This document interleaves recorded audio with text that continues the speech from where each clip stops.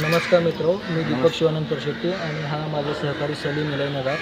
सलीम इलाई नदाब यांच्या नावाने प्रधानमंत्री घरकुल आवास योजनेअंतर्गत घरकुल आलेलं असताना आमच्या गावचे सरपंच श्री सुरेश श्रीमंत बिराजदार हे आम्हाला आर्थिक रूपी पैशाची मागणी करत होते आणि त्यासाठी त्यांनी 10,000 रुपयाची मागणी मला केली होती आणि 10,000 रुपयाची मागणी सलीम इलाई नदाब यांना केली होती.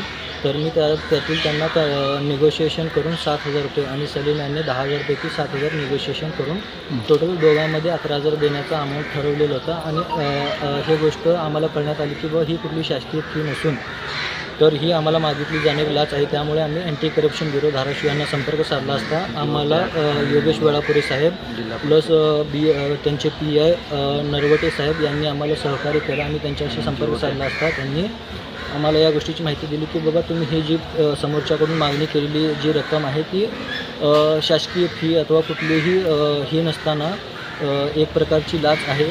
आणि त्यामुळे आम्ही त्यांना संपर्क साधला असता त्यांनी आम्हाला सहकार्य करून कालपासून त्यांनी आमच्यासोबत होते आणि आज रोजी दुपारी 1 वाजता आम्ही या गोष्टीची पडताळणी करण्यासाठी परत रिपोर्ट गेलो आणि त्याच्यानंतरनं 3 वाजता त्यांनी आम्हाला आमचे गावचे सरपंच श्री सुरेश श्रीमंत बिराजदार सलीम इलाई नदाब यांच्याकडून 11,000 रुपयाची लाच स्वीकारताना नरवटे साहेब PI यांच्या निदर्शनात असताना ती गोष्ट त्यांनी 11,000 रुपयाची लाच स्वीकारताना शासकीय पंचासोबत त्यांना पकडण्यात आलेलं आहे.